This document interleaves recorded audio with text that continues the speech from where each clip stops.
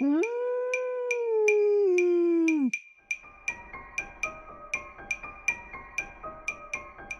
Êtes-vous prêt à voyager des frontières de vos peurs aux limites de vos rêves, à rencontrer des mythes et des légendes, des diables et des anges, à vous laisser conduire sur les chemins de l'étrange? Arcanum Fabulas. Saison 10.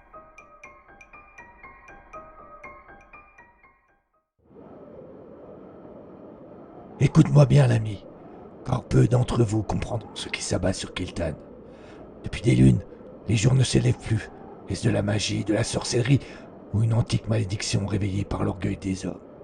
Dans cette nuit sans fin, les récoltes meurent, le froid gagne, et la faim ronge le royaume.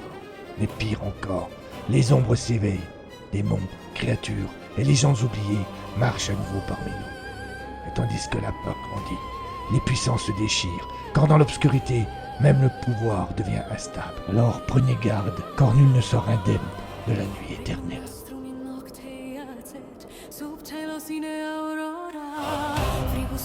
Silenzium sed fatum nos vocata Diveteris nos servant in tenebris non deserunt Inter gelu et sanguinem Saldet occultas et viva Contra umbram surgimus Ferum et animam tolimus Que latent in tenebris Perignem et mortem vincimus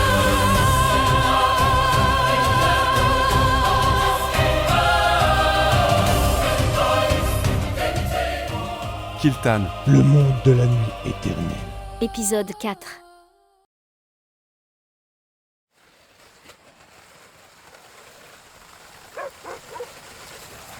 Le traîneau filait tellement vite que le bruit des patins et du vent était intenable. Dans ces conditions, il était impossible pour Mazina de parler avec son époux. Tout ce qu'elle attendait de lui étaient les cris destinés à faire accélérer les chiens ou à les diriger. Tiab tremblait comme l'eau frise. Elle était blottie dans les bras de sa mère. Pour la rassurer, cette dernière posa moult baisers sur le front, à défaut de pouvoir lui dire des mots. Le décor avait changé, plus de forêt sur le côté. La plaine s'était faite vallon, et devant, on distinguait les formes de deux montagnes, dont le sommet de l'une d'elles était blanche de neige. C'est entre elles que se trouvaient la Cluse et le chemin qui menait à Kiltan. Mazina était rassurée de les voir s'approcher, car elle pensait qu'ils trouveraient là un peu d'aide. En effet, le passage du privilégié de commerce entre la capitale et le nord était toujours surveillé par des soldats. Elle ne connaissait pas les détails de ce qui s'était passé dans le bois, mais elle avait le sentiment que le danger ne s'était pas éloigné. Lorsque le traîneau approcha de la fameuse Cluse, ils parurent voir quelques flammes de torches lancées au-dessus d'un bâtiment de garde qui barrait le passage. Arnyx arrêta le chien avant d'atteindre l'entrée de la bâtisse. Mazina lui demanda ce qu'elle faisait. Il y a quelque chose de pas normal. Dit-il pour toute réponse. Reste là. Je vais aller voir de plus près.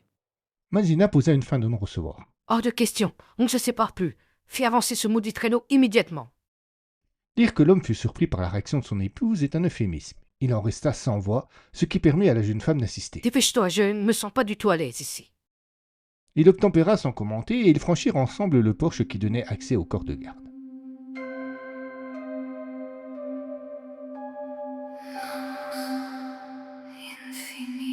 Le silence qui régnait là n'était pas normal. Le pressentiment qu'avait eu Arnyx paraissait se confirmer. Le porche qu'ils avaient franchi donnait accès à un grand couloir transversal qui ressortait de l'autre côté de la bâtisse. Normalement, cette sortie était close par deux battants d'une immense porte en bois que les gardiens n'ouvraient qu'après avoir contrôlé les voyageurs. Or, ce jour, elle était grande ouverte. Première anomalie. La seconde était encore plus inquiétante. Il n'y avait aucun bruit et personne ne vint à leur rencontre pour les contrôler. Au milieu du passage, une porte sur le côté droit permettait d'entrer dans le bâtiment. En la désignant du doigt, Arnyx se dit simplement. Je vais aller voir. Et là, je pense vraiment qu'il ne serait pas raisonnable que tu viennes avec moi. Cette fois, c'est Mazina qui se résigna sans protester. Arnyx attrapa son hache et se dirigea vers la porte. Il avait l'impression que tout le monde pouvait entendre son cœur battre la chamade.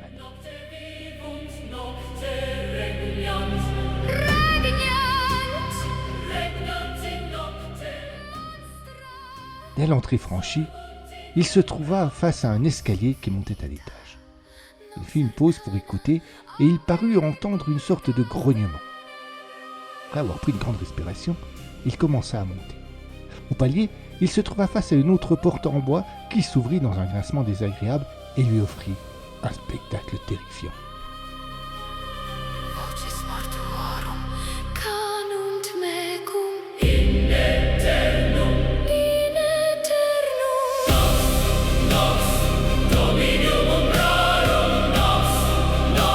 Aeterna regna.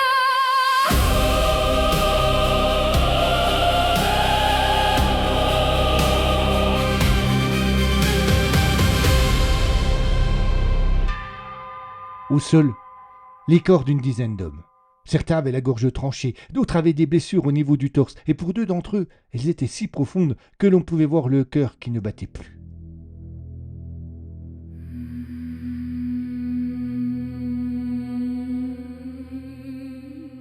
Au fond de la pièce, à l'origine du grognement qu'il avait entendu en bas des escaliers, une créature en tout point semblable à celle que lui avait décrite Naram, avec ses longs membres, sa tête cadavérique et son allure décharnée. Elle faisait festin en dévorant les entrailles d'un des soldats sans s'occuper de ce qui pouvait l'entourer. Arnyx ne jugea pas utile de la provoquer. Par chance, elle n'avait pas entendu le grincement de la porte lorsque celle-ci s'était ouverte. Il s'apprêtait donc à faire demi-tour sans demander son reste lorsqu'il vit, tout près de lui, l'épée d'un des soldats. C'était une chance unique d'avoir une arme plus efficace que son hache. Sans quitter la créature des yeux, il entra dans la pièce et avec le plus de discrétion possible, attrapa l'arme. En raclant le sol, celle-ci fit un petit bruit aigu. La bête n'avait pas entendu la porte grincer. Il n'y avait pas de raison qu'elle entende le bruit de l'épée, pensa Arnyx. Les faits sont parfois curieux, et la créature fut sensible au frottement. Elle se redressa et se retourna, apercevant immédiatement Arnyx.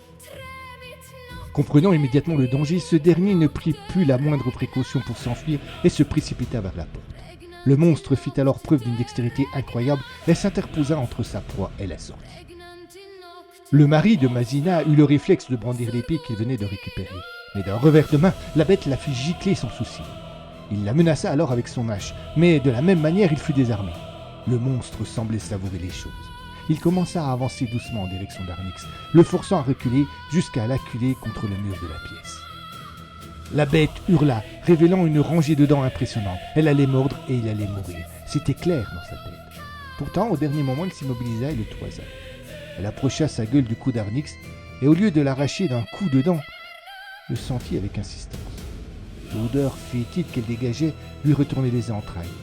L'écœurement fut tel qu'il se sentit défaillir. Il s'écroula comme une masse à la merci du monstre, qui ne manifesta alors aucune hostilité, et se contenta de s'enfuir en passant par la fenêtre.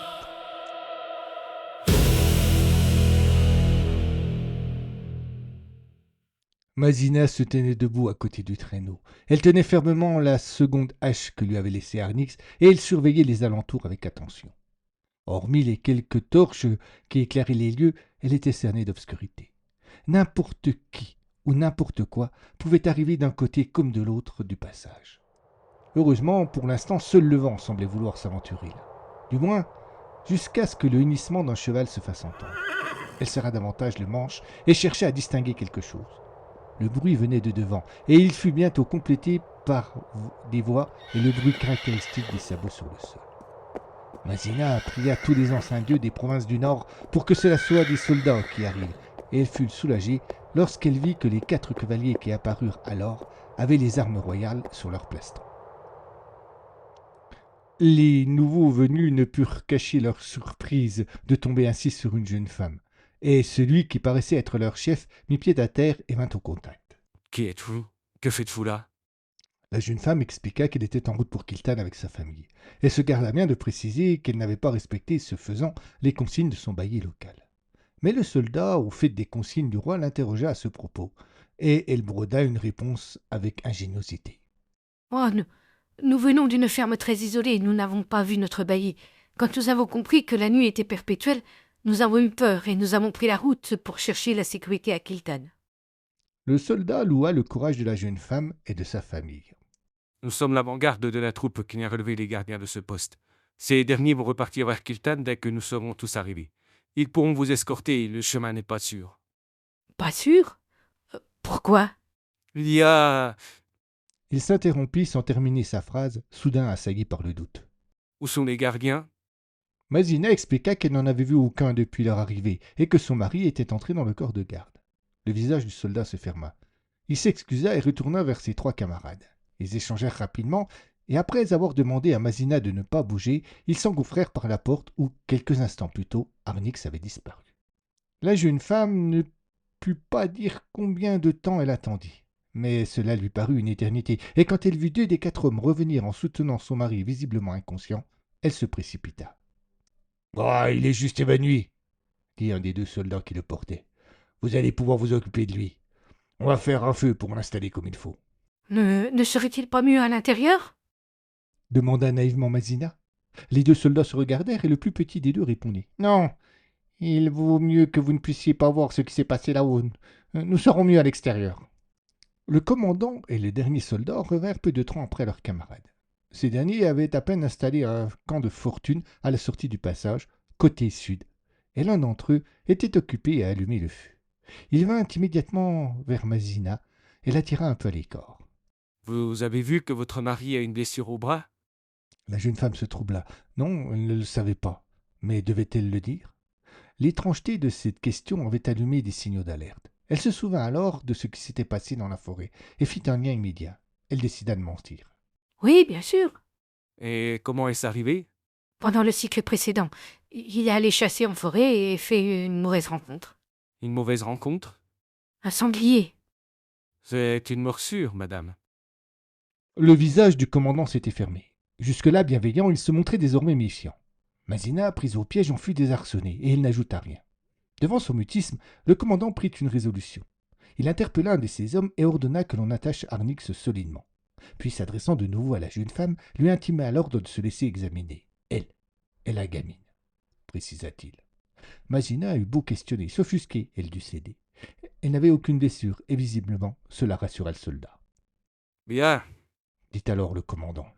nous avons besoin de repos. Nous allons approcher votre traîneau du feu, vous pourrez y dormir. Mais mon mari? Il restera attaché ici sous le passage. Mais pourquoi? Le commandant ne prit pas la peine de répondre. Il haussa seulement les épaules et jeta un regard noir à son interlocutrice. Mazina comprit qu'il ne fallait pas insister, mais elle ne se résigna pas pour autant. Elle savait ce qu'elle allait faire. Elle attendrait seulement l'instant propice. Pour le moment, elle alla rejoindre sa fille.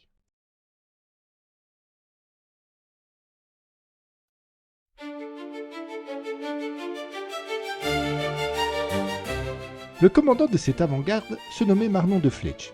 C'était un homme courageux que peu de choses parvenaient à effrayer. Du moins, jusqu'à ces derniers temps. Depuis le début de la longue nuit, il avait vu des choses qui avaient su dissoudre une partie de sa témérité. Finalement, ce n'était pas la force ou la menace qui était de nature à l'effrayer, c'était l'inconnu. Il avait du mal à sortir de sa tête les villages traversés où la population avait été massacrée et les créatures étranges qu'il avait appelées ghouls, en référence à de vieilles légendes qu'il avait dû combattre. Elles n'étaient pas venues de nulle part et l'examen des corps avait révélé certaines choses. Un de ces hommes vint l'interrompre alors qu'il était dans ses pensées. « Commandant, tout est prêt. » Parfait. Vous êtes certain qu'il n'y a pas de risque de propagation? Non, le passage est entièrement en pierre et le feu ne détruira que le corps de garde. Procédez alors. Bien que l'ordre fût clair et précis, le soldat ne bougea pas. Marnon lui jeta un regard interrogateur. L'autre se racla la gorge. Pour l'homme, on fait quoi? Comment ça, on fait quoi? On peut le mettre avec les victimes et il brûlera comme les autres. Il n'est pas mort, lui. Il n'est pas mort. Le soldat ne sut pas trop comment interpréter cette réponse. Tout ce qu'il en retint de façon certaine, c'est qu'il n'était pas question de se débarrasser ainsi d'Arnix. En temps normal, il n'aurait rien ajouté et aurait exécuté les ordres. Cette fois-ci, la peur le poussa à insister. « Nous sommes tous inquiets, commandant, tous. » Moi aussi. Croyez-le bien. Mais pour l'instant, nous attendrons l'arrivée des autres et le général décidera. « À vos ordres. » Il regarda son subalterne s'éloigner et une seule question le travaillait alors. Avait-il fait le bon choix?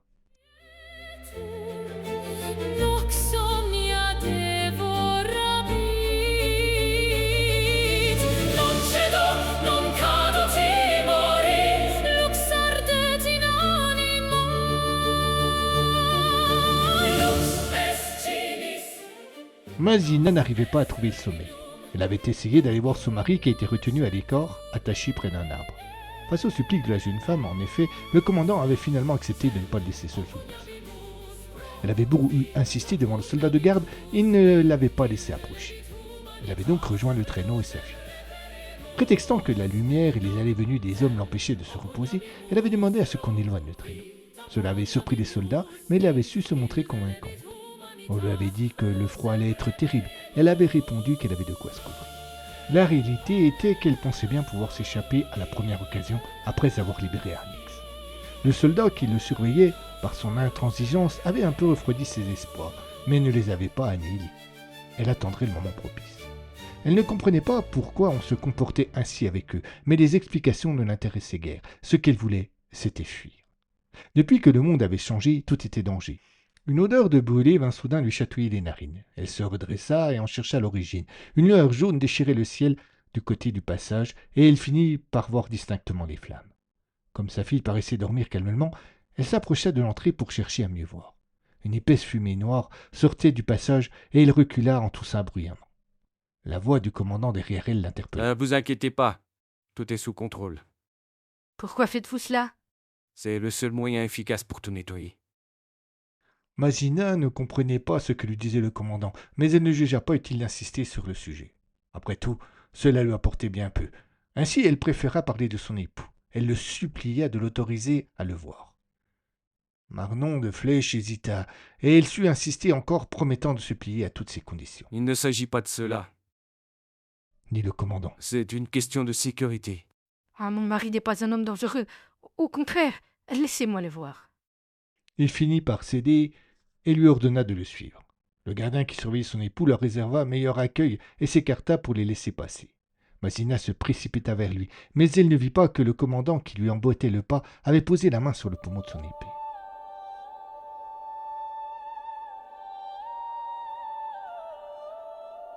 Arnix était tremblant, ses yeux étaient rouges et il marmonnait des propos incompréhensibles. Plongé dans une demi-inconscience, il ne paraissait pas voir sa compagne accomplie vers lui.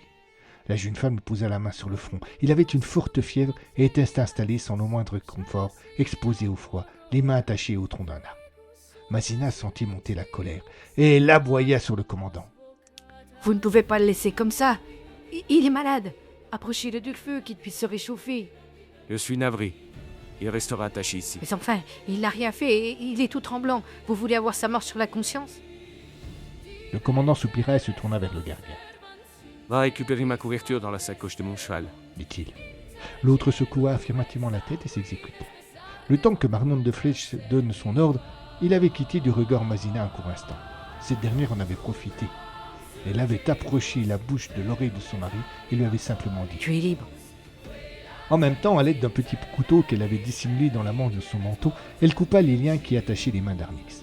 Elle pensait que ce dernier n'était pas en état d'en profiter pour l'instant, mais elle espérait qu'il avait bien entendu ce qu'elle venait de lui dire, et qu'il en profiterait dès qu'il irait un peu mieux. Le commandant, en se retournant, comprit immédiatement que quelque chose n'était pas normal. Mazina était trop proche du prisonnier et elle avait une attitude étrange. Sans hésiter, il tira son épée et attrapait l'épaule de la jeune femme pour la tirer en arrière. Arrêtez immédiatement et reculez. Tout à sa colère, Marnon n'eut pas le temps de comprendre ce qui se passa par la suite. Il était penché vers Mazina et la toisait avec rage. Si au départ, la jeune femme paraissait apeurée, elle changea soudain d'attitude. Son regard s'éclaira, elle eut l'esquisse d'un sourire, et un coup violent vint frapper le crâne du commandant. Heureusement, l'homme avait la tête dure, et s'il fut un court instant déboussolé, il reprit vite ses esprits et son instinct sur lui. D'un bond, il fit volte-face et se trouva face à Arnix, celui-là même qui était à moitié inconscient un instant auparavant. Son adversaire ne semblait pas au mieux de sa forme. Fiévreux et tremblant, il paraissait avoir du mal à tenir debout et pourtant, il était prêt à se battre. Cela fit sourire le commandant, qui pensait la victoire facile. Il leva son épée, mais avant qu'il n'ait le temps de frapper, il reçut un coup en pleine mâchoire. Arnix avait eu une réaction d'une rapidité et d'une précision incroyables. Marnon sentit le goût du sang remplir sa bouche, et aussitôt, une main puissante, semblable à un étau, vint lui serrer la gorge. Il voulut se débattre, mais cette fois-ci, il perdit contact avec le monde qui l'entourait.